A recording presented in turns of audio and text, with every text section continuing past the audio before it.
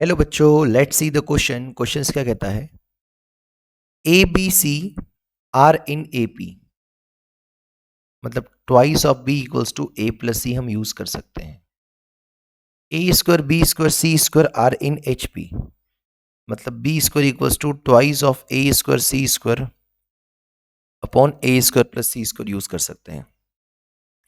Which of the following could hold true, कौन सा इसमें ट्रू होगा?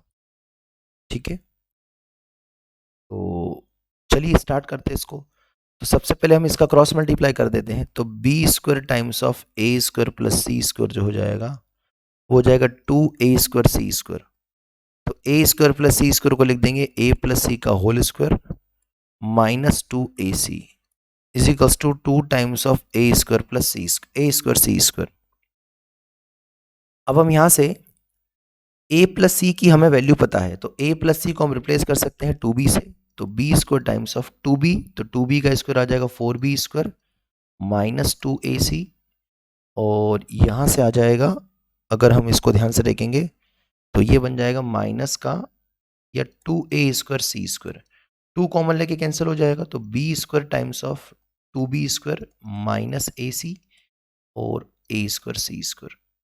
मल्टीप्लाई करेंगे 2b की पावर 4 माइनस ac b square minus a square C square equals to B 0। ठीक है, अब हम अगर इसके फैक्टराइज निकालें, फैक्टराइजेशन करें हम यहाँ से, तो कैसे कर सकते हैं हम यहाँ से इसके फैक्टराइजेशन?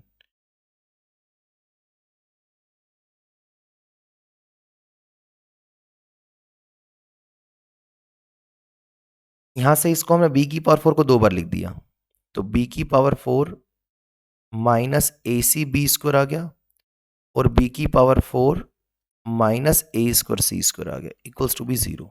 तो यहाँ से अगर b स्क्वायर कॉमन लिया तो ये बचा b स्क्वायर माइनस ए सी बचा प्लस। अब यहाँ से अगर हम इसको लिख सकते हैं कि b स्क्वायर माइनस ए सी का हो ए सी into B square plus A C, a square minus B square हो जाएगा, तो ये बिल्कुल सेम बन जाएगा। तो ये term B square minus A C हमारा क्लियर कट कॉमन आ गया, तो बचा B square plus A C equals to 0। तो दो केस बन सकते हैं कि या तो B square equals to A C हो जाए या 2b square plus A C equals to 0 हो जाए। ठीक है, तो अगर ये हो जाएगा तो यहाँ से क्लियर कट नजर आ जाएगा कि B square equals to A C मतलब ए बी सी जी पी में हो जाएंगे,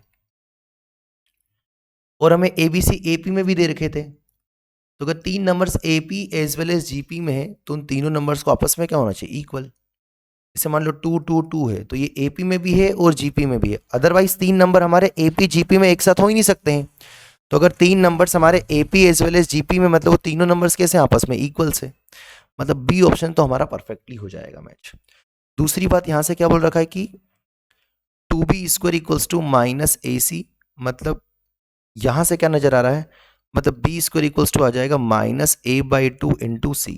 तो अगर B square equal to minus A by two into C है तो ये माइनस ए बाई टू और बी और सी ये कहीं में हो जाएंगे? जीपी में हो जाएंगे, क्योंकि अगर ये 3 टर्म्स जीपी में होंगे तो बी स्क्वायर इक्वल्स टू इन दोनों का मल्टीप्लाई होगा, तो यहाँ से ए ऑप्शन भी हमारा परफेक्टली सही हो जाएगा।